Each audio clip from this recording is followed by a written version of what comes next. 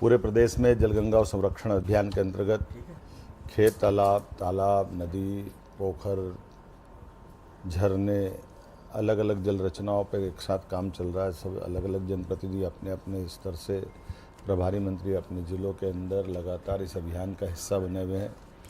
इस बात का भी मुझे ध्यान दिलाया गया कि अमृत सरोवर भी बड़े संख्या में इसमें बन रहे हैं। जल के प्रति ये जागरूकता का अभियान सच में आनंददायी है। यशस्वी प्रधानमंत्री के सर्वोच्च प्राथमिकता वाले कार्यक्रम में से है। मेरी अपनी ओर से भी मध्य प्रदेश के लिए जल संरक्षण को लेकर ये किए जाने काम की मैं सबको बधाई भी देता हूँ और उम्मीद करता हूँ कि 30 जून तक हमारा ये अभियान एक बड़ा महाअभियान के नाते से फलीभूत होगा। इसी के साथ साथ हम कई और मोर्चों पे काम कर रहे हैं। हमारे द्वारा प्रयास किया जा रहा है कि आने वाले अगली कैबिनेट तक ट्रांसफ़र पॉलिसी पे भी हम कुछ काम करें।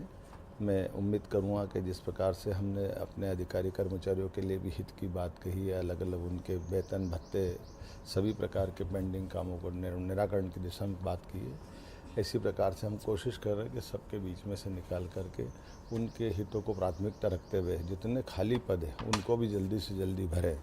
मुझे संतोष है कि हमने अपना भर्ती अभियान जो चलाया हुआ है, एक एक विभाग की समीक्षा करते हुए एक एक पद पे अधिकांश लोगों को मौका मिले। पीएससी की भी पिछली पेंडिंग सारी निपटाने का प्रयास कर रहे हैं।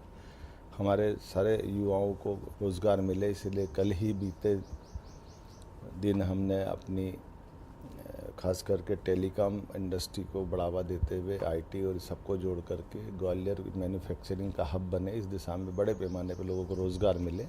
इसलिए 27 तारीख के आईटी इनक्लेव के लिए भी तैयारी चल रही है और हमारे अपने राज्य के अंदर जबलपुर, ग्वालियर, इन सेक्टर में भी इसका बड़ा महत्व का एक केंद्र स्थापित हो। मेरी अपनी ओर से राज्य की बेहतरी के लिए जो हो सकता है वो ज़रूर करने का प्रयास कर रहे हैं। एक बार फिर आपके माध्यम से कहना चाहूँगा कि हमारे इस बदलते समय में सब वक्त के साथ सभी क्षेत्रों को आगे बढ़ाने का समय है। आइए हम सब संकल्प करें, मध्य प्रदेश को देश का नंबर 1 राज्य बनाएं।